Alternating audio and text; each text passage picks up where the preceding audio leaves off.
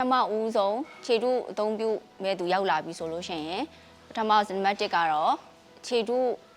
အသုံးပြုမဲ့လူနဲ့ကျောစစ်ပညာရှင်ရယ်ပြီးတော့သူ့ရဲ့လူနာဆောင်ပိုင်လူနာဆောင်ပြီးလို့ရှိရင်ကျမတို့ဒီခြေတုပညာရှင်ပေါ့နော်အားလုံးဝိုင်းပြီးတော့မှကျမတို့စမ်းသပ်စစ်ဆေးမှု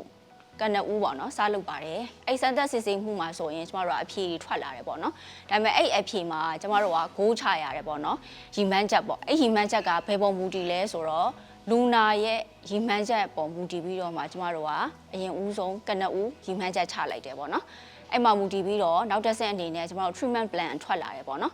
plan ထွက်လာပြီးဆိုလို့ရှိရင်နံပါတ်1အနေနဲ့ဒီခြေတုအသုံးပြုမဲ့သူကသူအစင်သစ်ဖြစ်ပြီပေါ့အစင်သစ်ဖြစ်ပြီခြေတုလုပ်ဖို့အစင်သစ်ဖြစ်ပြီဆိုရင်ကျမတို့က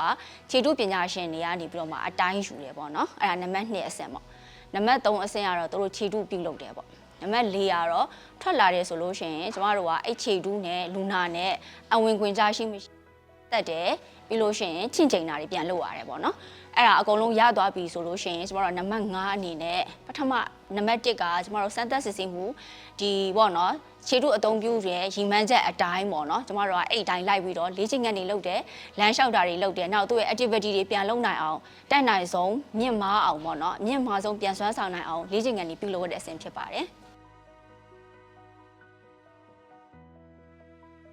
ပါတနာအဖွဲ့တွေကိုကျွန်တော်တို့ကဒီ awareness တွေရသွားတယ်ဒီသင်တန်းတွေရသွားပြီးရဲ့နောက်ပိုင်းမှာသူတို့ရဲ့လုပ်ငန်းစဉ်တွေထဲမှာပေါ့နော်ဒီမတန်ဆွမ်းနဲ့ပတ်သက်တဲ့အသိပညာတွေရရှိလာပြီးတော့သူတို့ရဲ့လုပ်ငန်းစဉ်တွေထဲမှာမတန်ဆွမ်းတွေပါဝင်အောင်လို့လုပ်တဲ့အရာတွေပေါ့နော်ပါဝင်အောင်လို့ထည့်သွင်းစဉ်းစားနိုင်ဖို့တွေဒီဟာတွေကျွန်တော်တို့ဦးစားပေးပြီးတော့သင်တန်းထဲမှာထည့်သွင်းပြောကြတာပေါ့နော်ဆိုတော့ဘယ်လိုလူမျိုးတွေလို့ပြောလို့ရှိရင်ကျွန်တော်တို့ကြတော့ဘယ်လိုလူမျိုးဆိုတာထက်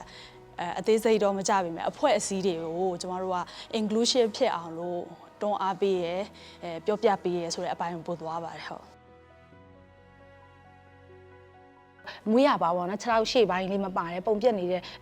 73နှစ်အရွယ်လောက်ပေါ့နော်ရှိရဲ့ဒီမောင်လေးတယောက်ဆိုလို့ရှိရင် तू ကသူ့6လောက်ကလေးကပုံပြက်နေတဲ့အခါမှာ तू က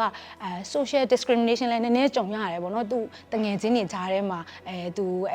လောင်ခံရတာလေးရှိရပေါ့နောက်တစ်ခုကျတော့ तू ကကျောင်းကိုဒီ4မိုင်လောက်ကိုစပိန်စီးပြီးသွားတဲ့အခါမှာ तू နဲ့တင့်တော်တဲ့ဖက်နဲ့မရှိတော့ तू ကအဝတ်ကိုပတ်ပြီးတော့မှဒီစပိန်နေပြီးသွားရတယ်ပေါ့နော်ဆိုအဲ့ तू ဖက်နဲ့လေးရတဲ့နေ့မှာဆိုကျွန်မမှတ်မိရပေါ့နော်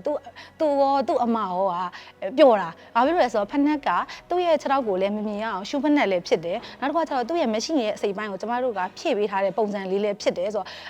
တော့looking good လည်းဖြစ်တယ်ပေါ့နော်ဆိုတော့တာမန်လိုခံစားရတယ်ပေါ့ level 1ခံစားချက်ကနောက်တစ်ခါကျတော့သူ့တငယ်ချင်းတွေလှောင်ပြောင်းမှာကိုသူတိတ်မစိုးရိမ်တော့ဘူးပေါ့နော်အဲ့လိုမျိုးလေးလည်းသူ့ feeling လေးဖြစ်တယ်ပေါ့နောက်တစ်ခုကကျတော့ function အနေနဲ့ပြောမယ်ဆိုရင်သူကဒီဖက်နက်ကိုစီးတဲ့အချိန်မှာစပိန်ကိုကောင်းစီးနိုင်သွားတယ်ပေါ့နော်အဆင်ပြေပြေပေါ့ခုနကပြောအဝတ်ကြီးလည်းခုတ်စရာမလိုတော့ဘူးဆိုတော့ဒါသူ့ရဲ့ functionality မှာဆိုလည်းအများကြီးပေါ့နော် improvement ဖြစ်သွားခဲ့ပါတယ်ဒါကတော့ကြုံမှုတဲ့ဟိုပေါ့နော်story တွေကတခုပါ